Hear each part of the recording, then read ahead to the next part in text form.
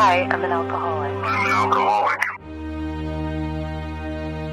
I am an alcoholic. I'm an alcoholic. I'm an alcoholic. I am an alcoholic.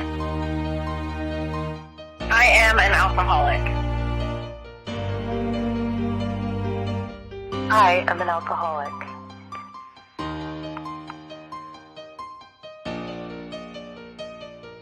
Good morning, good afternoon, good evening.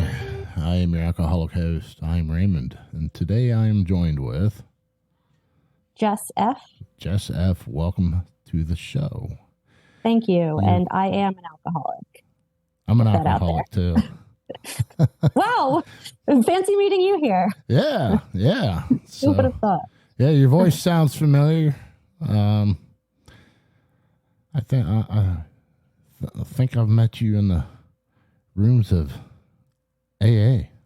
I think so. And I think you may have been on the journey with me since day one, my friend, since my first day of sobriety. So, yeah, we've definitely met, and happy to call you my friend for sure. I appreciate hearing that. So how many days do you have now? Just over 6 months. So, however many days that is, I'm not a math person, so I just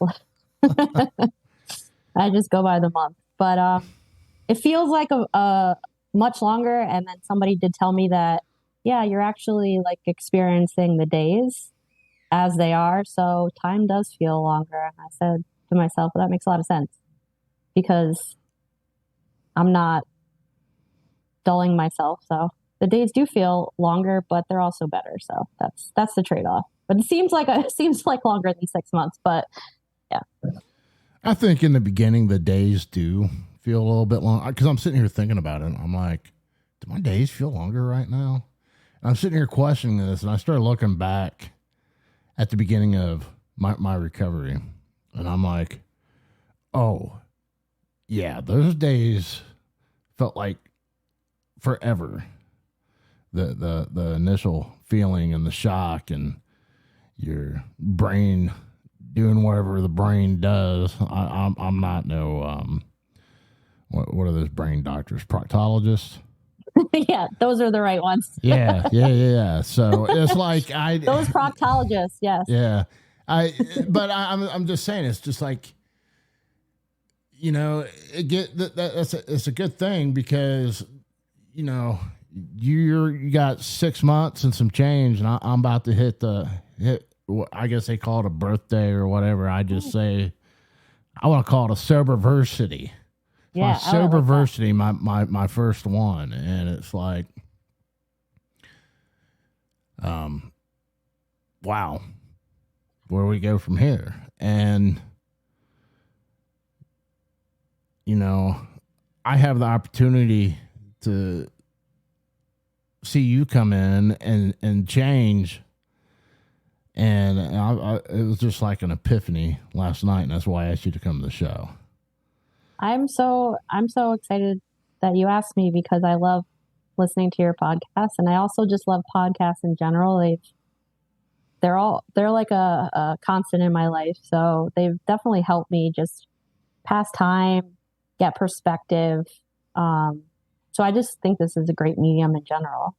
So thank you for asking me, and yeah, I'm very happy to be celebrating with you your sober and soberversity. However you want to word it. Yeah, we got. I'm at coming day up, so. 3. I think at 356. It's next Tuesday, not this upcoming Tuesday, but the 29th. So, well, I will be there wherever you are. So, I'm sure I'll be really in exciting. one of the rooms. Yeah. So, yeah. So yeah, so let's see here. So people that listen to the show, they know I am mostly into the secular rooms. What brought you to the secular rooms? Yeah, I, like a lot of people, have been in and out of AA for a number of years. Like I first was told I had to go to AA when I was 23, my first DUI, and I was not court mandated, fortunately, but was encouraged very highly and very strongly to go to AA. And so I did. And like everything else, I try to do the best at what I'm doing. And I really threw myself into it, but I just couldn't grasp anything about it. I got a sponsor at that time. This was about 17 years ago at this point. So there obviously was no Zoom meeting. So you went to AA. They were always in churches. They always had the same format. And I lived in a really small town, the same town I grew up in. So I would see a lot of people that I knew, which was fine. I mean, but you kind of like the anonymity thing is kind of hard because you're not really anonymous when you see someone you know, but you're hoping that they're not going to say anything. But anyway, it was just a lot for me. I just didn't grasp it. I got a sponsor and started working the steps with her, but it was a lot of the religious component of it. I grew up Catholic. My family's very Catholic still. I was basically forced to go to church growing up, and I never grasped that either. So I always had a sense of spirituality. I still do. I just didn't like things being shoved in my face when it came to get down on your knees and pray, God will save you. So fast forward to 6 months ago, when I knew that I needed to get help and I needed it now and I needed to change my life around. I literally went to the AA website and I read through the descriptions of all of the meetings that were taking place during that time. I saw the ones that were in different languages. I saw ones that were just for women. I saw ones and I just kept reading and just waiting to find something because I knew enough that AA was a very helpful and beneficial program. Little background is my dad is 37 years sober and he got sober with the help of NA. So I grew up with that knowledge of NA, AA, just the recovery 12-step program being something that could do good in someone's life because I saw it firsthand. I didn't apply it for a long time, but I saw it firsthand. So my first instinct, thankfully, was get to a meeting. You can't go on like this. And there are people out there who know what you're going through. And I also think the time I went into the rooms prior to that I just explained, even though it was that religious aspect, I still had that experience of knowing that there are people out there and this program is something that works for a lot of people. And through the years, people throughout your life that are in recovery. And so anyway, my first thought was get to a meeting and I read through all the descriptions and I just found such a nice description of this meeting. And it was called Many Paths to Sobriety. And it wasn't very long. It was a couple sentences, but it was just very welcoming and it just had that word secular in there. And I know what secular is just in general, but I had never heard of secular AA. I didn't know anything about it, but it just sounded like a place that I should be. It sounded like a place where I didn't have to worry about that God component. So I logged in and shared my story, why I was there, cried, reached out, and was brought into the herd immediately. And I said, when's the next meeting? Tell me where to be. And I was told where to be. And I went and I kept going and reaching out to the same people and expanding my network of sober friends. And it's just been so positive ever since. So yeah, the secular, like a lot of people, I didn't know that it was such a big portion of AA. I didn't know there was such a big community out there. And I just don't like to talk about religion. I'm fine with what everybody else does. Like I am open, and that is one thing that I really believe is everybody should and has has the ability and should have the freedom to explore whatever helps them, whatever they believe. But for me, I just it's just better not even to discuss it. So I really like how it's not even something that comes up in a lot of the meetings. We just talk about recovery. We just talk about getting sober, and I can just focus on my recovery, because that's really important to me, is keeping in mind that this is my program. This is my recovery. Somebody we both know very well says what works for me may kill you. I really believe that everybody is going to approach things differently. And I keep that in mind, because, this is whatever I am doing has to work for me, because I'm ultimately responsible for myself. Like, no one else is. I have resources and people who care about me, but no one is going to save me but myself. And that's kind of where the whole God thing didn't work for me. I just couldn't grasp that something else was going to get me sober and keep me sober. For me, I have a higher power, which is the group and the group conscious and the energy of the rooms. And that's why I make sure I go to a meeting every day. If I have to miss it for some reason, I try to make sure I either double up or I definitely go the next day. But because when I'm in the rooms, when I'm around other alcoholics, that's when I feel spiritual, because I'm listening to them and learning from them. So yeah, that's a little bit about, but it's hard when you have a religious upbringing like that, like I had. One time I got really drunk when I was 16, and I got in trouble, and my parents dragged me to church the next day and made me sit in the front pew.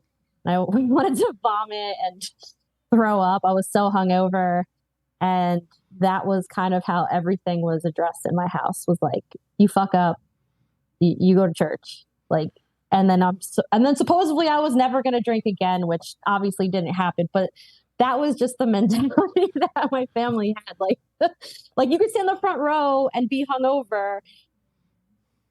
It's awful. We're going to exorcise the demon out of you. Yeah. I was like, how is this helpful? It's just, I just sat there like dragging over it was just like, okay, this is not stopping me from drinking. But I guess if this is how this is going to be addressed in this house, it's not going to get me very far. Yeah. You stayed up past your bedtime. It's time for an exorcism. Exactly. Yeah. You got D in math. We gotta sprinkle you with some holy water. Yeah. Well, there was holy water in my house. So like it was either holy water or the wooden spoon, one or the other. Wooden spoon. Yeah. Wooden spoon. Oh goodness. Yeah, I'm not trying to bash on religion or anything like that. I don't have a problem with it, because I believe strictly, anyone has a right to their belief system, and that's the biggest thing, and that's the approach absolutely. I come to this.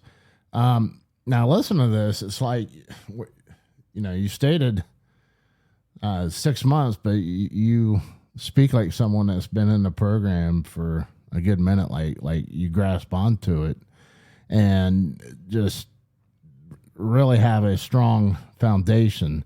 But I want to circle back to, you said 17 years ago you first came to AA, which was traditional. Was there more of a desperation the second time, coming back 6 months ago, or? Yeah, there was an absolute desperation. Basically, I got to the point where my son, who is 9, was 8 at the time, 6 months ago, but now is 9, had to walk me home from the bar / restaurant in town. Super, which I don't remember because I was blacked out. Walk me home, get me in the house, literally crying, begging me at the bar to stop drinking. and put me to bed. Like my child put me to bed. And I woke up in the middle of the night, like, oh, I'm in my bed.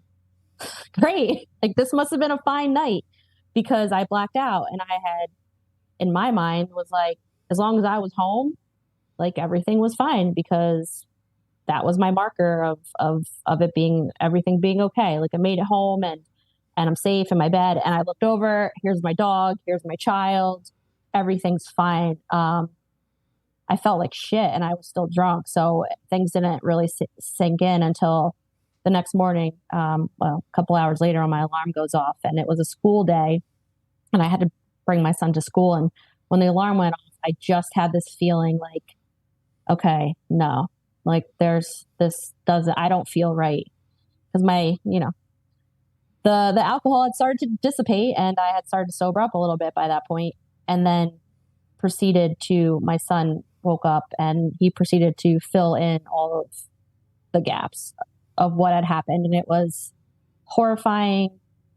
I apparently was like such a lush at the restaurant, like walking up to people, talking to them. Meanwhile, he's sitting there crying. I'm surprised the bar didn't call they were probably, I don't know why. I'm just very lucky that they didn't say, okay, this woman is not equipped to watch a child. But I think we got out of there in the nick of time because it was still pretty early. I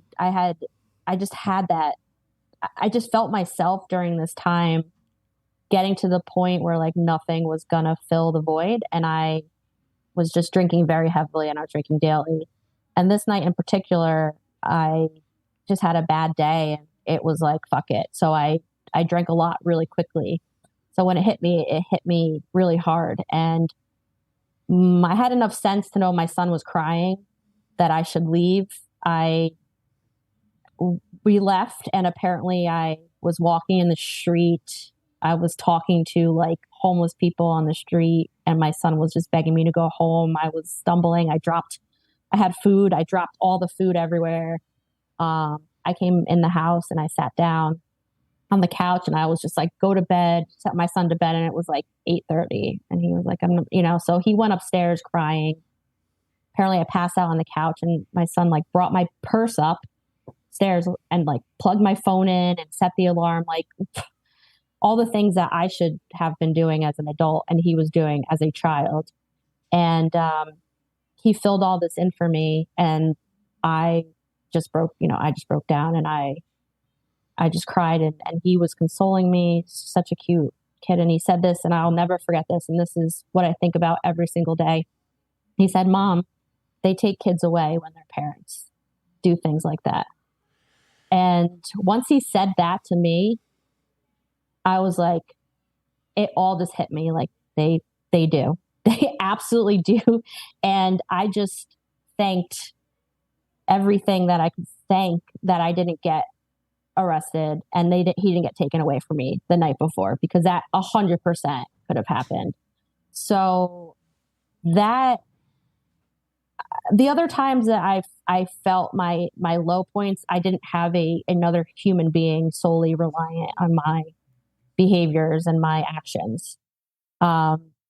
This was the first time, and I had done plenty of drinking since he was born, but the first time that I really, really felt, okay, this, if I don't get sober like this, I'm going to ruin everything that I have. And I'm especially going to, not have a child, because there's no way I could have kept up the way I was acting.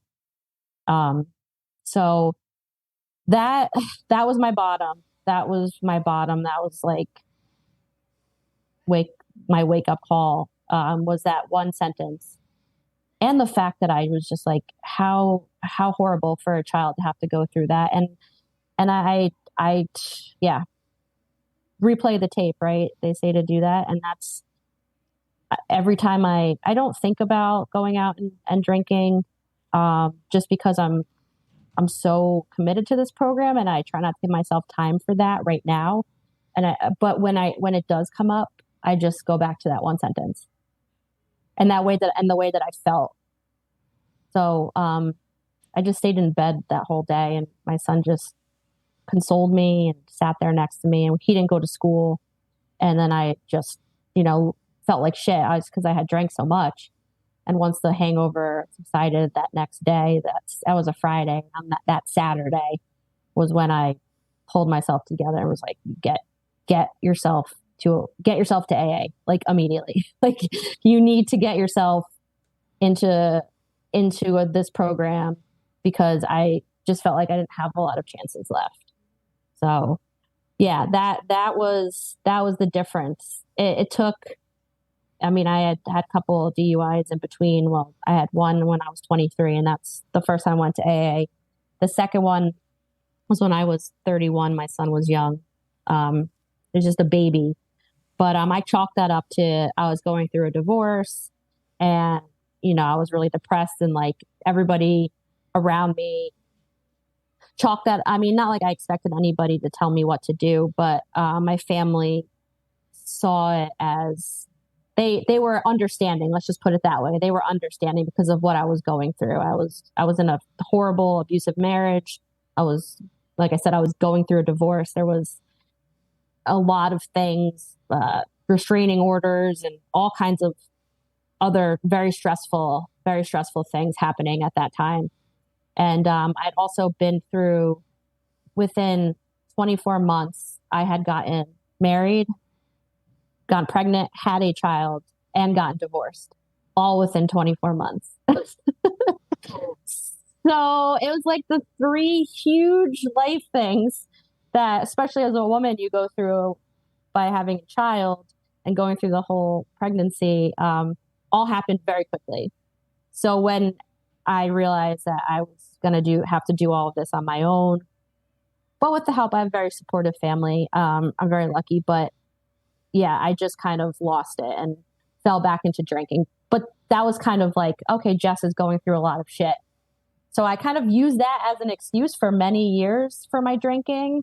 It was like, okay, you've been through all this. You're a single parent. You deserve a break. You deserve to have, you deserve your time to go out and have fun.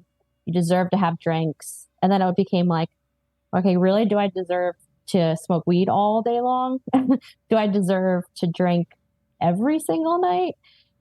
There was no deserving. And that was, to me, I used like the events I went through and the poor me for so long, until it got to the point where I realized I really had a problem. And I had kind of thought I had a problem throughout the months leading up to the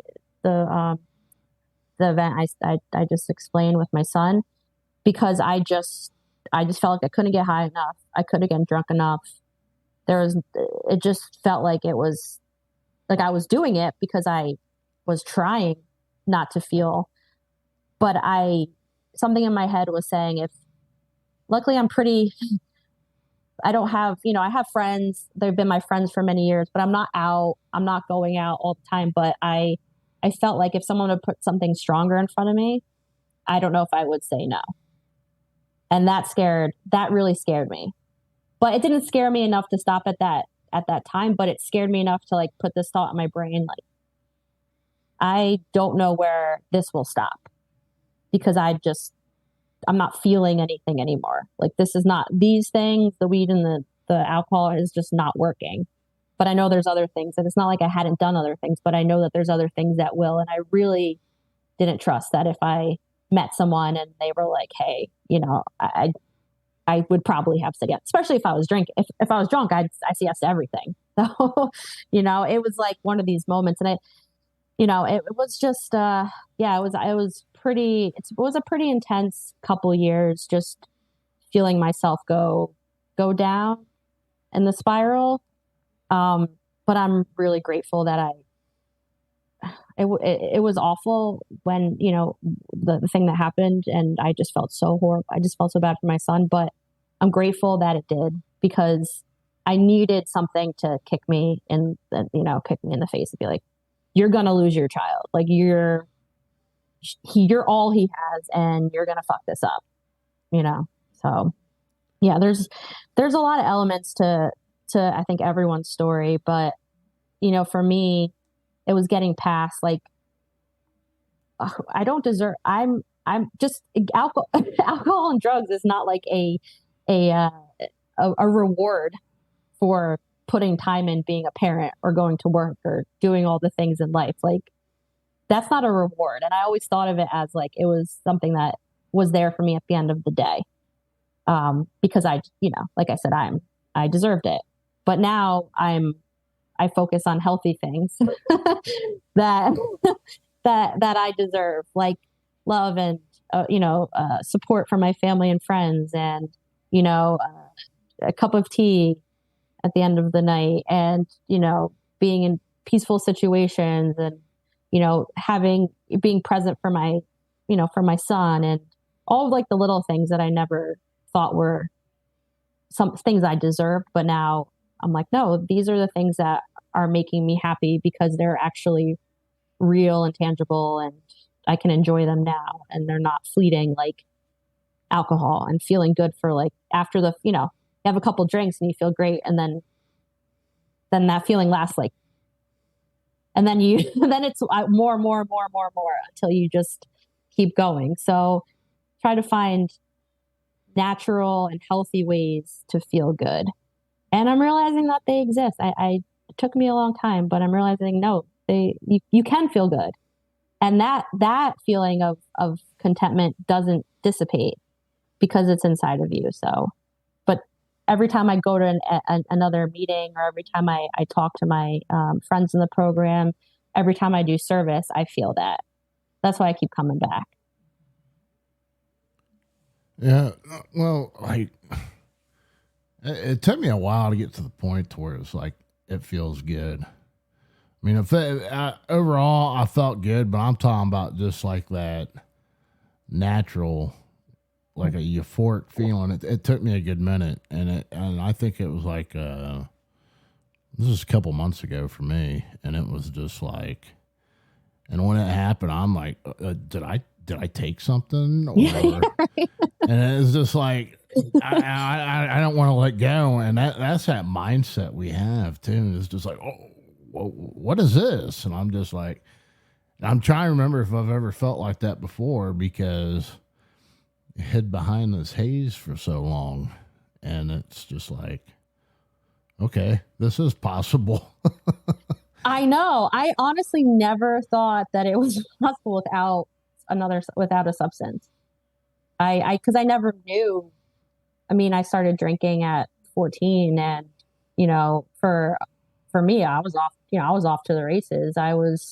Every weekend was a party. I literally went to a college just to party.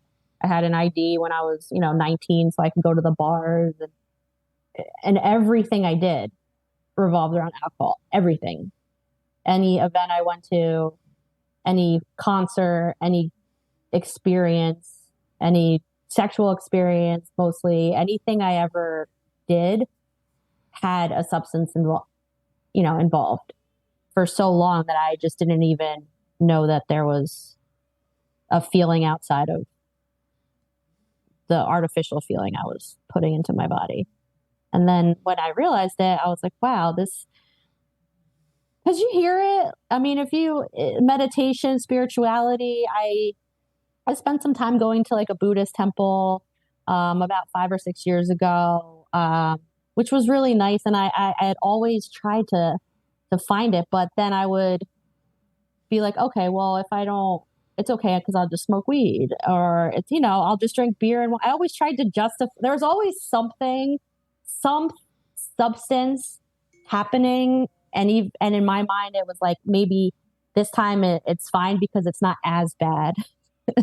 Like, oh, it's legal now, marijuana, in New Jersey, but I had my medical card because I'm in New Jersey, and, but this was the thing, is like, you go to the dispensary, and I had like an ounce and a half allotment a month. And I was like, why is this even, how is this even like what you're allowed? Granted, you have to have a lot of money to buy all of it. It's not cheap, but I always thought to myself, like, how is that my allotment? That's so much. Like, I couldn't, but I always, in my mind, it was like, I always had to have more because I was allowed more. And alcohol was just so easy. I mean, it's right there. It's everywhere. So there's nobody telling me how much I can or can't have of that. And it always starts like, for me, it always started. Alcohol was just the base of everything. It was just the base. And then whatever happened after that, happened. But as soon as I got a couple drinks in me, it was like, all right, I'm down. Where's the party? What's going on? Let's go. So yeah, it opened a floodgate once that got into your system, and yep. It was just like, here we go. Yep, let's go. And then you feel that feeling again. It's fleeting, but when you feel that feeling of quote unquote euphoria, right? yeah. Well, and you brought up you started drinking at a young age. Was it at the beginning there? Was it straight to lights out from there, or was it just I'm gonna try this and just the first time I drank was me and my best friend at the time, and we literally crawled to her parents' liquor cabinet and took out the first thing we could grab, which was like this musty, like nasty, like some sort of port wine, whatever crap was in there. And we took it to her room. And the next thing I know, I woke up, pissed myself, threw up, like all of it. Like we blacked out, and I was probably like 85. I was little, like 85 pounds, small, and that was my first time drinking. I didn't even I didn't care what it was. I remember it tasting like absolute shit, but as soon as I got that first taste, that was it. And that didn't stop me. You would think that for some, that would probably be like, this is disgusting and gross, and I should like waking up with like piss and shit, like piss and barf and whatever would stop them. But no, that was like, all right. And then I did it again the next weekend, and I found the people who wanted to do it. And even at my friend's house, it was just so, I mean, growing up in like a small town, this happens a lot, right? There's not much to do. Like there wasn't any place to go. Everybody just drank. Everybody drank, drank and drove and had field parties. And where was the party? Everybody just did that. And so, I found my people, and my friend's dad even had a bucket with my name on it for my puke bucket, like with my name on it, because I would puke and rally, because I was like, I could drink, but my body was so tiny, but I would puke and rally. And it was like, it was actually, it was okay in this environment, because it was like expected that I literally had a bucket to puke in with my name on it. Like if that doesn't make you feel like alcohol is okay, I don't know what else does. Well, I think we found a title for the episode. I always try to find something catching, and this is the first on the program. Personalized puke bucket. Yeah, I gotta remember that so I can title the show that personalized puke bucket. Yep. Wow. 16. At 16, yeah. It was pretty alcohol. And you know what the funny thing was? My parents there was never alcohol in my house. My dad had gotten sober when I was very young. So there was no alcohol in my house, but everybody else's house was. And I just ended up with girlfriends who had parents who let us drink in their house, and, it was totally normalized. So I just gravitated to that because these were my people. I was like, we can drink in this house. Can't drink in my house, even though we found ways to sneak it in my house or whatever. But it was fine. I could just go out to somebody else's house and sneak out, do all kinds of things. I did all the things so I can go drink. And, part of what really, just kind of led me down this self-destructive, kind of path was just because being a girl who liked to drink, that, you could find a place anywhere. Like I didn't want to leave till the party was over. And that also put me into some very bad situations. But it also made me pretty popular because, hey, let's go. So, but not the right kind of popular. The popular with the people that were happy to have someone to take advantage of, in a sense. And I just continued that into college because I really didn't get to know myself. I kind of skipped over that whole part of childhood. 'Cause you're 14, you're still a child. And even when you're 18, you're still a child. At least I was. Like, I didn't know shit. I just knew that I was going to go to college and I was going to get fucked up. And somehow I was one of these people that managed to like maintain grades and things. And, you know, I maintained I was functioning. I was always a very functioning person in terms of like being able to manage. It was very difficult. And I really, if I can go back, I would do a lot of things differently, but I was able to get through. But my focus was always drinking. It was always drinking. And then I went to college in Pennsylvania for 2 years, and that wasn't good enough. And I was like, I went to Florida State. I transferred. I was like, where's a big party college that I can go to? Literally, that was all I cared about. So I went down there and I was off to the races at a big party school. I was in my element. I mean, it was like where, there was nothing I couldn't do. And then when when you're just used to that, it's hard to, you're an adult and you need to grow up, but I wasn't ready to. So I took that college mentality and I extended it as far as I could. And it's very easy to find people when you like to go to the bars. It's very easy to find people who also have that mentality. And then you just gravitate towards them, and then you feel like, hey, these are my people, but they're not. They just like to have somebody else to drink as much as they do. So. Yeah, very well put. All right. This swings me back around to my second part here is, you tried traditional AA and then you came to secular AA. And when you came here and you started working a program, you're getting to the point you're at now, does it matter what type of AA you go to now, or? No, it doesn't. I actually was just in Vancouver for work last week, and I needed an in-person meeting. I was around a lot of alcohol. I just, I didn't feel like I was going to drink. I just wanted to I just needed AA. And I think this is something that's, what I love about the program is it's everywhere. It's all over the world. And if you need a meeting, it's there for you. And I knew I could have went onto like a Zoom meeting, but I wanted an in-person experience. So I just went online and I found the 11 p.m. meeting at the Vancouver Recovery Center. And I was like, I felt very safe. And I was like, I don't know where, I need a meeting. This is I read some reviews, said this is a great place to go. They have meetings all day for all different kinds of recovery. They have NA, crystal meth, anonymous, marijuana, whatever you name it, they cover it there. So I was like, okay, let me just go and see.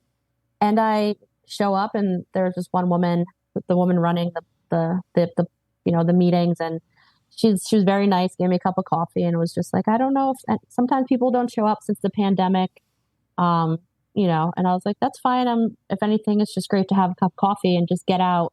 I just needed to get out of the hotel I was in, because everything, all of our events for work, all of the drinking, everything where we were staying was all taking place in the hotel. So, but then the doorbell rang and somebody else came, and so there was two people. So all you need is two people and a resentment, right, to have a meeting. And so we could have a meeting, and it was and he had 10 years sobriety. So he led the meeting, and we read all the traditional stuff. It was all over the meeting room we were in. There was like signs with the Serenity Prayer and all of the things, and the Lord's Prayer. And, we read, everything was the traditional, we read the traditional steps, and I didn't care. I just was happy to be in a safe, sober space. I could have got down on their knees and said every prayer in the book. It didn't matter to me because I just needed AA, and I would go to any meeting. Honestly, I mean, we have so many, I think it's just such a, dare I say, like a great time to be in recovery. I don't know. I feel like it is because we're kind of spoiled for choice now, right? Like you can go in person. The pandemic obviously changed things up, but if anything, it just created all these Zoom meetings and people can be online. You can go in person. I also have talked to my father, quite a bit now. I used to think like he sucked and like he knew nothing about life because, because he was sober and I thought that was lame. And now I'm like, okay, you actually, you know a lot of things. And, he did everything the traditional way, but we can talk about just recovery. Like he knows I'm in secular AA. But I also understand, how for him, how important how important traditional and it was NA, but very similar traditional recovery was for him. So I take everything he says and I take, and I listen, but I had no problem going to that in-person traditional meeting. I didn't know if there was going to be 50 people. I mean, I didn't know who was out at 11 p.m. on a Tuesday night in Vancouver needing a meeting. But afterwards, the guy who was there was just very thankful to me for being there. And I was very thankful to him for being there because, if we were there for each other, even if it was just for an hour, it didn't matter. Like we were able to share that space. And it was just really nice to feel, again, I rely so much on this program. Like I am all in. And because I can't not be all in. Maybe it's my personality. But I think it's just important for me to never not think about sobriety. I mean, obviously there's other things I need to think about, but my sobriety has to come first. So if I get that like feeling like, like I need something because to like get out of myself, it's AA. And if I can't get to a secular meeting, I'm going to go to a traditional one. I'm going to go wherever I need to go for AA. That's just the way I got a couple points. I'm like holding on to points as you bring them up. Sure. And right there, you said sobriety's first for you. Did you come when you came back to the program? Was that on your mind right there, knowing that needed to be first, or is that something that you figured out while coming back? No, I knew it. I knew it because I had been down the road before, and I knew that if I was at a point where if sobriety wasn't first, everything else was going to fall apart. Like I knew it right off the bat, and that's why for me it's like wherever I am, I need my meetings. My dad actually said something. He's like, meetings are our plasma for people in recovery. Like you need your plasma, and he's always said just keep going to meetings, and that just stay sober, go to meetings as like a basic, just as basic as it gets. Stay sober, go to meetings. Stay sober, go to meetings. Like that has, since I came back into the room 6 months ago, that has always been at the forefront of my recovery because I need the meetings. Like I absolutely need meetings. And I know everybody has different ways of staying sober and different paths. This is why, we can talk about all these things. But for me, I need the people. I need the people so bad. I will go to wherever in Vancouver at 11 p.m., not knowing who I'm going to meet or what's going to happen. But I know that it's AA and I feel safe because I believe in the program. So, well, that proves the big point too, right there. And I've had that opportunity of just me and one other person in a meeting, whether it's online or in person. And that's the power of two. And it's like the one thing that resonates so much with me is, and that's the first basic thing is when you're going, when you're coming here and you're getting phone numbers, and we hesitate to call people or hesitate to text and talk and all that, but it's just how much and what that actually achieves. Just working with another alcoholic is just, I still can't put that into words, and it's just, that's the one thing I look at, Yeah. And yeah, it is awesome. It's and it's just like you get so much. Man, I'm so glad you're here today. I'm so glad to be here. We're doing it too right now. Yeah, yeah. I get that feeling. You get that feeling. It's that tingle. I don't know. You feel like, wow, this is why we're sober. This is what we're supposed to be feeling, like as humans. Feeling like we're connecting with others, feeling like we're helping people, feeling we could be honest. You don't have to hide anything or hide behind anything. But I've never been able to find that except for here in AA. I'm honestly saying that. Like for the first time I opened up in that room after that, instance, I was talking about with my son and feeling like I need to be here. I felt that I could take a deep breath. Like I can kind of let it out. And I just didn't care about I don't really care about any of it because I just want to be sober. Like, I don't care if you can tell me to my face. It doesn't matter. You can say all kinds of shit. I don't care what people can say shit to each other. People can fight. I don't care. I'm here to be honestly, like, it doesn't bother me because I'm here to be sober. Like, I'm here to stay sober and I want to help others. And I feel like when we're honest and we're talking and we're connecting, then we're helping people. And even if it's that power of two is everything, because that's really what it's about. And I just didn't, it's hard to find that outside of when people are going through this or any sort of process that's like this, the 12-step process. I mean, how people are so not honest.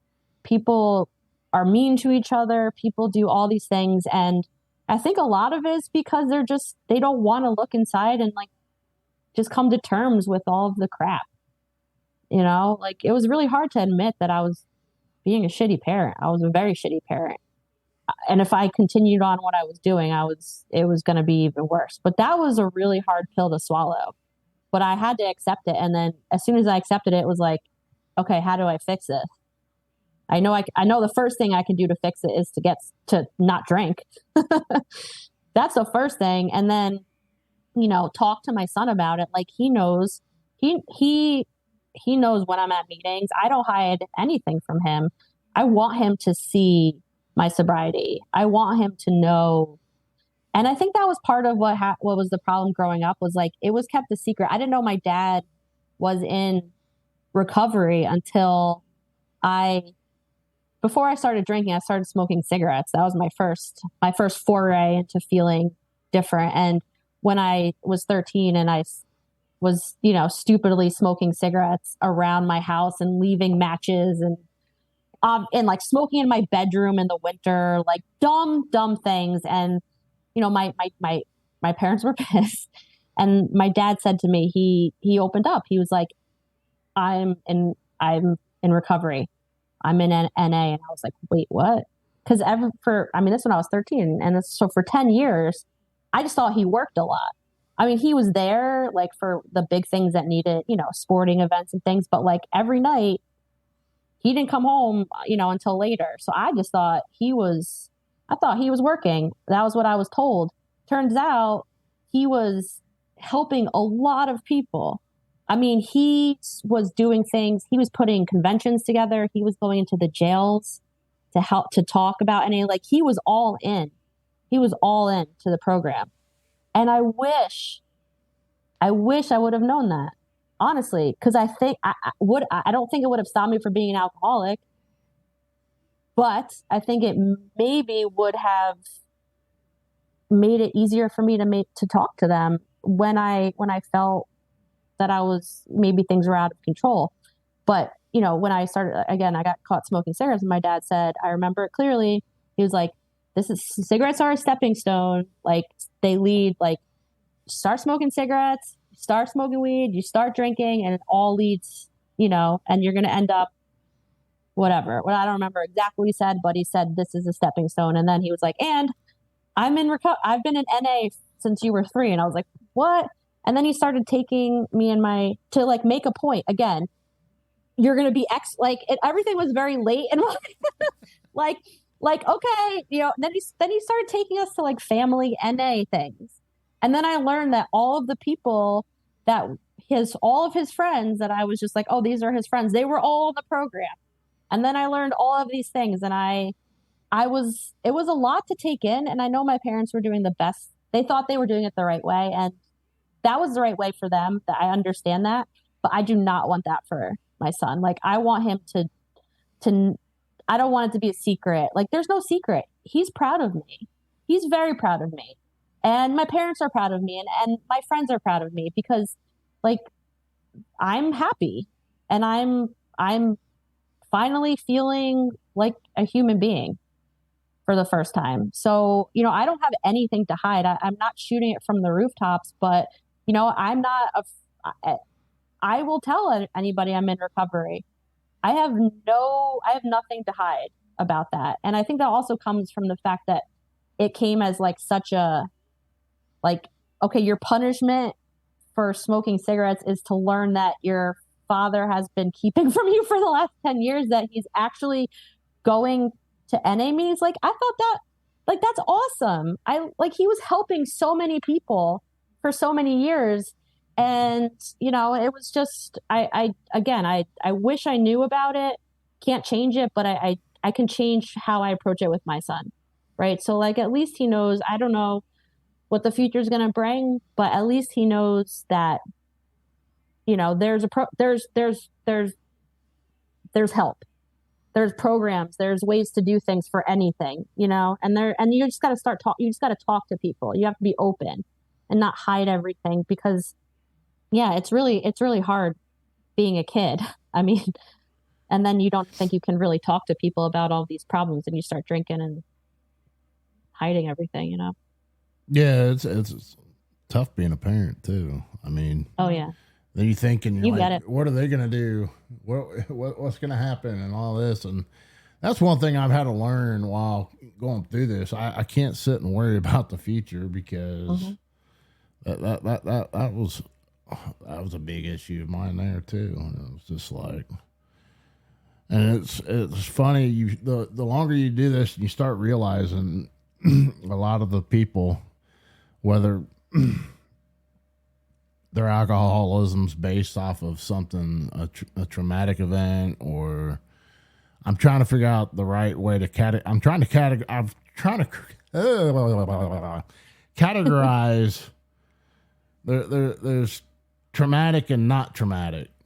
Maybe that's my 2 categories there, but it all progresses the same way, and similarities, and I'm totally forgetting my point on this. Yeah, I mean, I think I understand what you're saying. We all go through, we were talking about being a parent, right? And how hard it is. Yeah. Yeah. And like my number one fear is that my son's going to be an alcoholic, and, you know, but we can't think about the future, because I know that this is a disease. Like, I am a product of it. I grew up in a sober household. I, you know, was never around alcohol.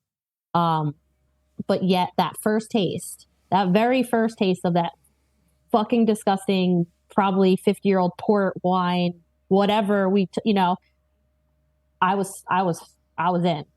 Like, it didn't stop me. So I know that I have, you know, this alcoholism, you know, but I also know that it's treatable because we're doing it. You know, we're treating the disease, the allergy. There's a lot of different ways, you know, people describe it, whatever you want to call it. And we're doing it without medication, without, I mean, not to knock everyone, you know, I'm not saying you shouldn't have medication for other things. I'm talking about for alcoholism itself. There's obviously different, you know, people have different diagnoses, but for alcoholism, we don't need medication. We don't need to go to, you know, rehab, you go there, you know, whatever. But like, I'm just saying, we just need another person. We just need each other.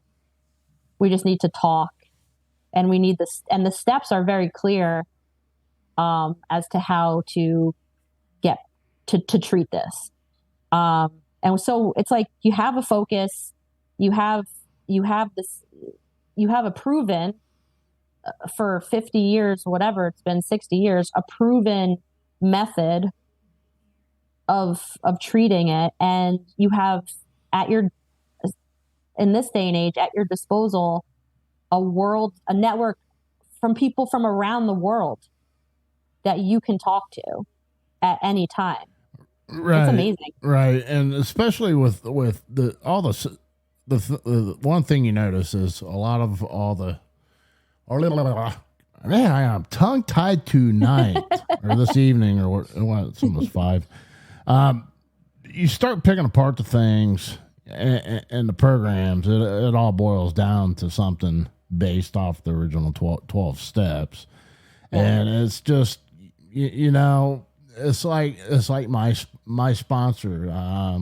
He's got 36 years of sobriety, and he's an atheist, and he got sober through the original 12 steps, and you know, he broke it down to 6 steps to where people like us that came to the secular rooms. But now we're sitting here talking about, I get a traditional AA. Yeah, I can do I can talk about the 12 steps and all that. Because originally I held on to, I'd hear the word God and I'd cringe, and I'd hear this, that, and that. And now you hear me catching myself saying this is a blessing or miracle and whatever, because what's truly a miracle? You know, it's, I don't know. There's things that happen that we can't explain. And I don't know if I'm an atheist or if I'm agnostic. I don't know, because I don't know. And it's hard for me to believe things that I can't see. That's my standpoint right there, is unless I see the results from this. So I know this is for real. This is what works. This is what's changed me and changed my behaviors, you know. And like last night, you know, and I've mentioned this before, we still have our personal defects, but it's controlling them now. We're able to control our defects and not to continue this behavior. And it doesn't, you know, it all boils down to, there's traditional and there's secular, but it's still AA.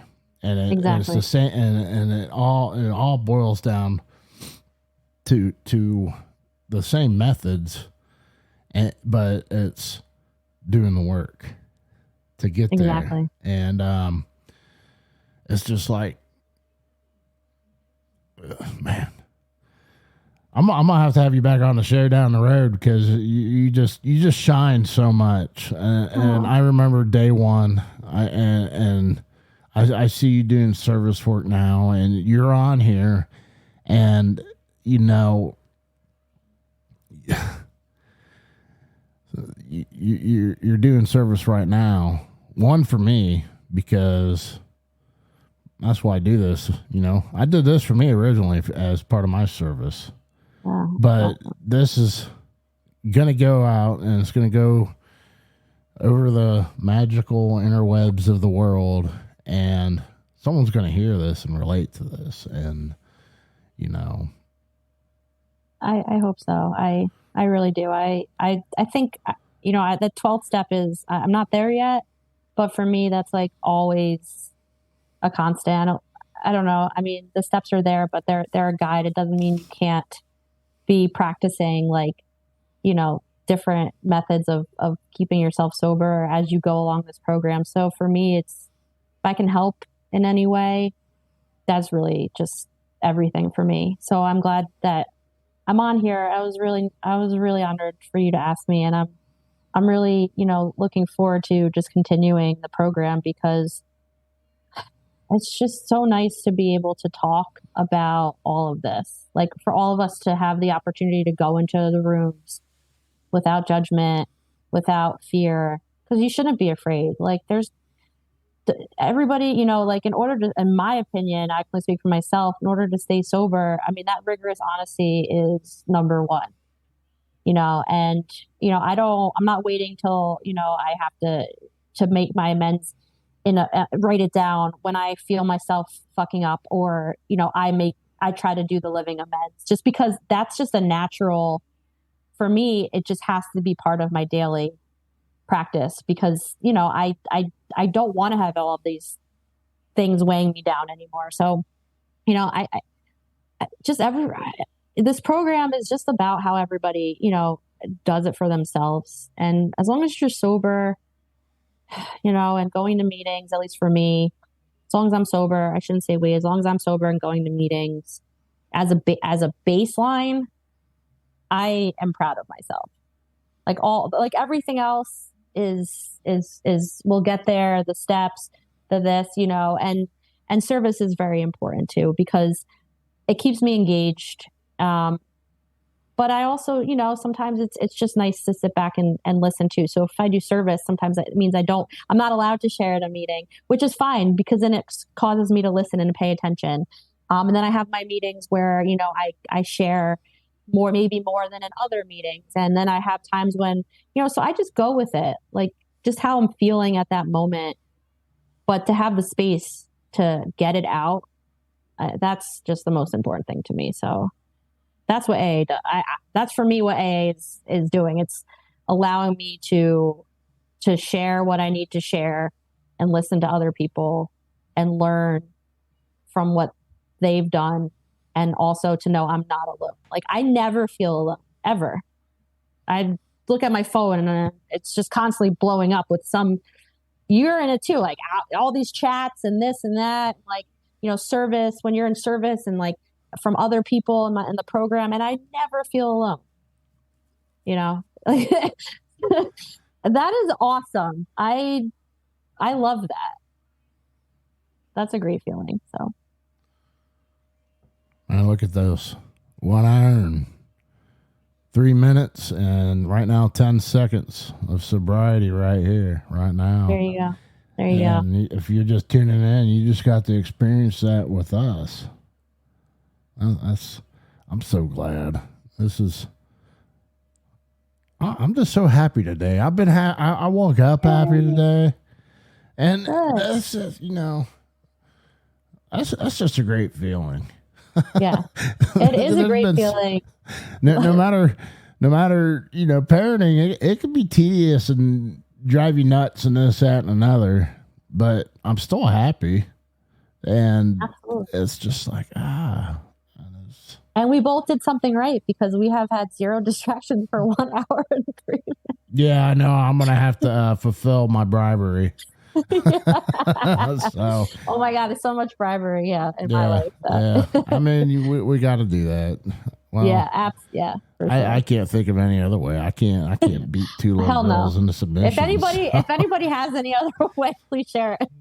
Yeah, but that's one thing too. I think it's helped with some of my parenting is just trying to teach my kids the value of honesty. That's been a big part. I'm grateful, because that's one thing I think coming into this, I thought I was an honest person, but I wasn't honest with myself, but I wasn't 100% honest after I started looking into myself and looking at the shit I've done. I'm like, wasn't all the way honest, and I wasn't squeaky and clean as I thought I was because of who I was and what I've done and accomplished.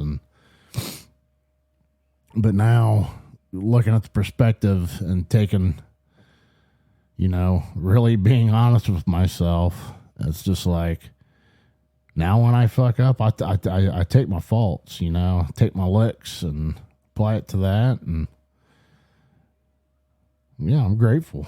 So you got any final thoughts? You got anything for someone that's new or just trying to figure this out? Or Yeah, just don't get discouraged is my first thing, because you're not gonna, no one's perfect, and it's what makes, I just think everyone has to do what makes them happy and what helps with their sobriety and what makes them feel that little tingly, that feeling that Raymond and I had a moment of when you connect with somebody and you do it in a sober and honest way. And that's going to look different for everybody.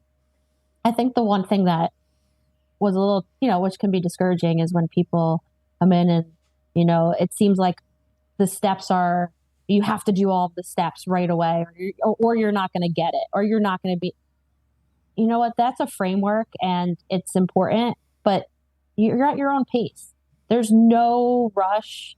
There's no, you have to do one thing. There's just a lot, I think, that can overwhelm someone that comes into the rooms, because you hear a lot of different things, do this, do that, do this, do that. As long as you stay sober, and you're working your program, and you're finding your truth. And I think just being honest, like we were talking, like you were just saying, Raymond, too, is the number one thing, but also just be yourself. Be yourself. Alcoholics are crazy. We're all friggin' nuts. You have nothing to hide. Honestly, you have nothing to hide. There's nothing that anybody hasn't said or seen or done before. I am telling you. So don't be afraid to say what you want to say.